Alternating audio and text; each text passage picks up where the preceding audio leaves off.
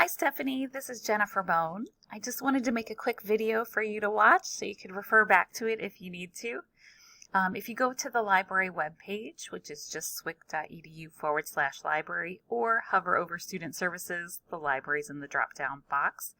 If you scroll down the page, you'll get to our blue search widget, which is right here where you can look for articles, books and movies, and the Find Facts. If you're looking for articles about your topic, you can come to this Find Articles About area where you can type in your keyword. I've already put in your topic, Urban Environmental Sustainability, and then underneath you can select the database that you want to search for articles in. With your particular topic, I think that this one called EBSCO is going to serve your needs best. They actually have a collection in there that deals directly with sustainability. So I'm going to go ahead and click the Go button here. And we should get a results page that has articles, and they're looking for ones that have these kind of close together. Now you can always use quotation marks if you want to make sure that they are found exactly together. You'll see that that's going to kind of reduce the number that you have to, like, this one goes down to 33. Whereas before it broadens it up a little bit because it's looking for them closely together, but they're not exactly side by side. So just know that quotation marks can help. I'm going to show you how to add that extra sustainability collection. Above the search box, if you click on Choose Databases, you'll get a list right here. Now, when we have our students start on the front page, we have them start in selected databases that we have pre-selected. And we kind of talk about them as like a shopping mall when you need to just go to the anchor stores like Sears, JCPenney's, and Macy's. And these are our really robust, very well-rounded collections. And then the other ones have a specific focus. Your focus is sustainability. This one has a little description right here that talks about what it brings to the table, which is right in your wheelhouse. So I would recommend checking that fourth collection and clicking OK. It'll take you back to the front page. You can see that you have your 3 anchor collections and that little side collection that we pulled in. Then you rerun your search by hitting the search button. And now we have all 4 of those there, which is fantastic. Now we have 416 items that are coming up. Now on this results page, every 416 items that you have is numbered 1 through the end number. How they are sorted is right here. They're sorted by relevance. You can boss around how they're sorted by clicking on the word relevance and changing it to date newest, date oldest, or alphabetically by the source title, which would be the journal, the name of the journal. So know that you can do that. As you look at each entry, sometimes you'll have a link underneath that will take you directly to the article, and sometimes it looks like it's missing. Please know that as your librarian, we tell students this all the time, we can get anything you want within 24 hours. And a lot of times we can get it within 10 minutes.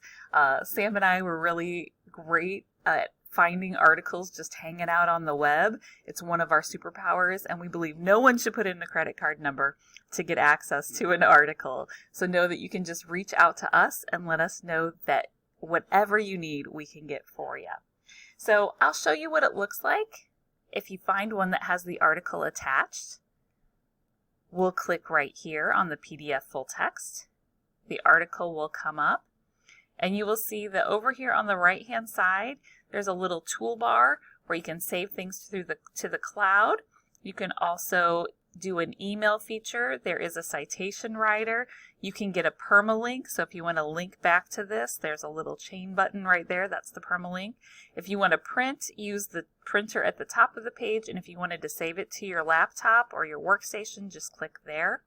I like the email feature because EBSCO, when they email, they will also email you the citation, which I feel is valuable. I like to use them. I hate to write them. So you can select your citation, and then you can send it to any email address that you use just by popping it in the box. So it's quick, it's easy, and it's free. And you would just click send. Now if we go back to our results list, or you can always hit the back button, if you wanted us to get one of these articles for you, you can always just click on the title, and this is the fastest way for you to do it. You can look at the information about this article. you can read this abstract area, which is the overview, and then you can email this directly to us. So you'll see right from here, you'll just put your name in here, Stephanie Klee. And then you would put Sam or I, our name is in here. And then you can just go ahead and send that.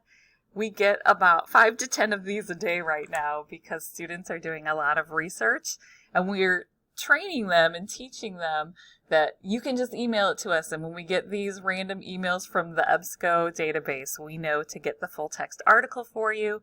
We just need to make sure that we have your email address. So that's why we like them to put it in the from field.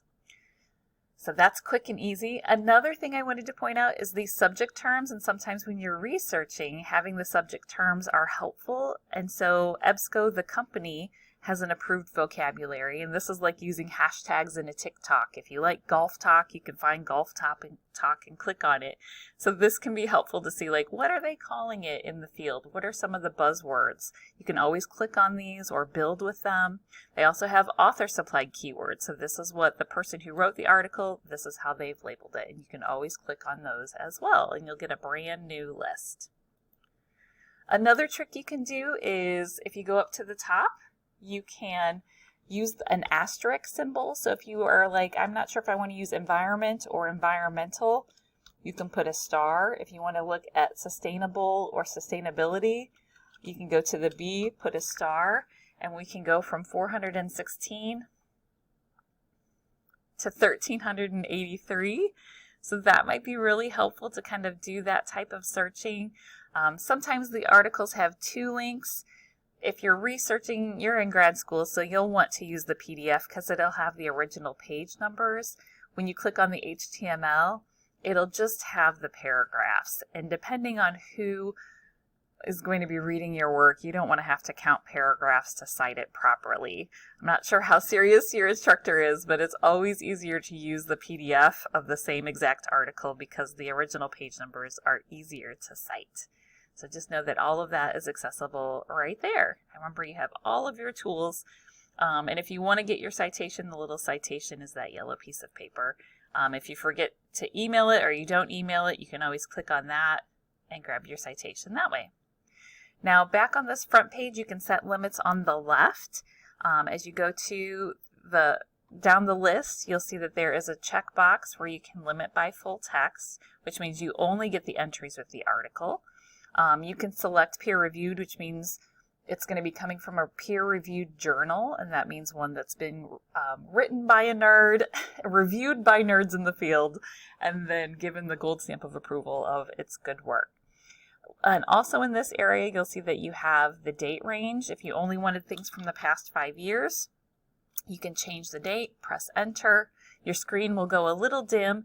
You'll see that your limiter has been set right here, and now you've gotten a lower number of articles, but they're all within that time frame you specified. Now each entry also has a little picture.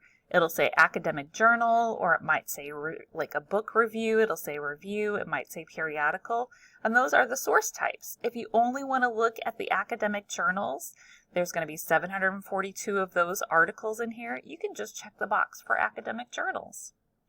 If you want to look at all the most popular subject terms that are tucked behind the title that I mentioned were like hashtags in a TikTok, the approved vocabulary terms, you can come here and drop this down. It'll give you the most popular 6 or 7. I like the show more button because I like to come up here and look at them and see what's most popular. I click on name heading and it lists them alphabetically so I can check what I like. And then you can always update it by clicking update, and it'll look at that group and you'll get a group of 25. So know that that is a fun thing to do, and click your update. So there you go. I can take that limit off just by going here. If I want to take that air pollution subject heading off, I can just click the box and it goes right away. Now up here at the top, you can also put the word and in between these terms. And that's going to broaden my search. Now I have 19,000, which is huge. I might want to go back down to see that subject thesaurus term and say, hey, what are the most popular ones now? And I can click on that show more. I can do the hit count. It'll put them in popularity order, or I can put them in name count, so I can kind of look at that. If I want to go back up to the top, I can add search terms like maybe and pollution, update my search, and you'll see right here I have 3,000. So know that there's a lot of ways that you can move around in here.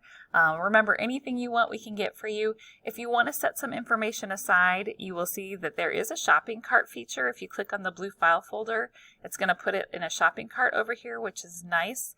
The one thing you need to be aware of is that this database actually does log itself out after it sits idle for like an hour. So if you're at home or you go to your class or whatever and you come back to your laptop and it's back on it goes to the front page, it will not retain what you've been searching. So just make sure that you save it. There is a way that you can create your own individual username and password in here and have some workspace so you can log into that and keep those things in there. But they do that to protect privacy, and so they're not held liable by who searched what on what date. It just is, you go in, you search, and then, after a while it just logs it doesn't even log you out. It just kind of forgets what you did because it sat idle for so long. So just know that that is normal and that's how it functions. So if you have any questions whatsoever, please don't hesitate to reach out. We love to help people with research, and if you ever want to stop by or you want to just give us a call, we're happy to share some more expertise if you're interested. All right, well, have a great day and good luck with your research.